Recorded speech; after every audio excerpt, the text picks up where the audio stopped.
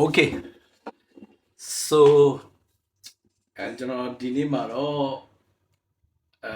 ဘာအကြောင်းအရာပြောမှလဲဆိုတော့AI မှာ boundary သတ်မှတ်ပြီးမေးတဲ့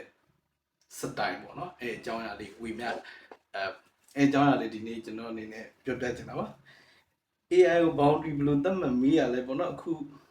တော်တော်များများဒီ AI training တွေပေါ်ပေါက်လာတယ် live မှာဆိုလည်းတွေ့ရနိုင်တယ်ပေါ့နော်အဓိကတော့ ChatGPT ပဲသုံး Gemini ပဲသုံးပေါ့နော်သူက boundary သတ်မှတ်ပြီးမေးလေးရှိတဲ့ဟာတခုကိုအဲ trainer တွေကပြောပြလေးရှိရပေါ့နော် boundary ဘယ်လိုသတ်မှတ်တာလဲဆိုတော့အဓိကတော့ကိုမေးခြင်းတဲ့ scope ပေါ့နော်အဲ့ဒါကိုသတ်မှတ်လိုက်တော့အဓိကတော့ကျွန်တော်တို့ဒါကြိုက်တော့ကျွန်တော်လုပ်ငန်းပိုင်းဆိုင်ရာ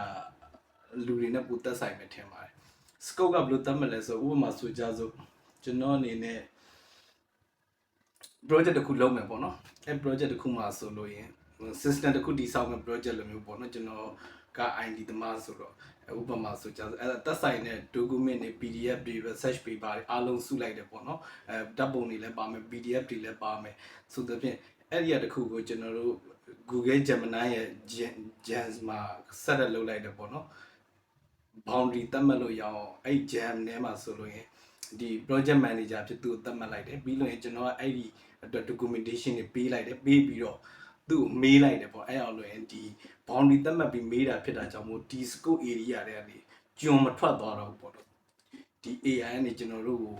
project timeline တွေထုတ်ပေးတယ် project scope တွေထုတ်ပေးတယ် project ရဲ့ဘယ်လိုပြောမလဲလိုချင်တဲ့ idea thinking တွေထုတ်ပေးတယ်အဲ့ဒါကိုကျွန်တော်တို့ကအပြင်မှာကျွန်တော်တို့ business requirement နဲ့ပြန်ပေါင်းဆက်တာပေါ့နော်အဲ့သဘောမျိုးသွားတာပေါ့နော် boundary သတ်မှတ်တယ်ဆိုတာဒါကကျွန်တော် system တစ်ခုတည်ဆောက်တဲ့အချိန်မှာတွေးတဲ့စတိုင်ပေါ့နော်ဒီ AI ကိုသုံးချပြီးတော့နောက်တစ်ခုကကြိုက်တော့ကျွန်တော်အဲ့အကြောင်းမလို့လဲဒီ AI နဲ့ပေါင်းဆက်လိုက်တဲ့အချိန်မှာကျွန်တော်တို့ဒီ business ရ requirement နဲ့ဒီဘက်က AI ရဲ့လုံနိုင်စွမ်းနဲ့ပြန်ပေါင်းဆက်တော့ leverage ဆိုတဲ့စာမြင့်လာပေါ့နော်ကျွန်တော်တို့ရဲ့အလုပ်လုပ်တဲ့စတိုင်တွေပိုမြင့်လာပေါ့အဲ့သဘောမျိုး boundary သတ်မှတ်မေးတယ်ပေါ့နော် scope ကိုသတ်မှတ်မေးတယ်အဲ့ဒါကိုကျွန်တော်တို့အနေနဲ့ပိုကောင်းတာဆိုရင် notebook ML လိုမျိုးမှာသွားပြီး research ကိုဒီတိုက်ပြန်ထုတ်ပြီးတော့ PowerPoint slide တွေထုတ်တာစသဖြင့်မျိုးစုံပေါ့နော်ကျွန်တော်တို့ mind map တွေထုတ်တာတွေအကုန်လုပ်လို့ရပါဆိုလိုတော့ဒီကျွန်တော်အနေနဲ့ဒီ trip လေးကတော့ဟိုဘယ်လိုပြောမလဲ boundary သတ်မှတ်မေးရဆိုတဲ့ trip လေးပေါ့နော်တခုရှိရတယ်ကျွန်တော်တို့ပေးလိုက်တဲ့ document တွေအကုန်လုံးက confidential တွေဖြစ်တယ်ဆိုတော့ AI က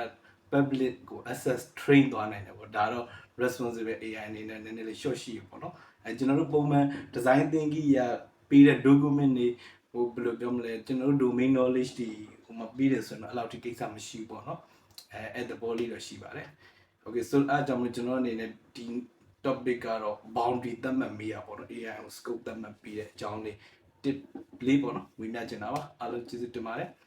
IG channel ကို like and subscribe လုပ်တော့ပေးပါဦးခင်ဗျာ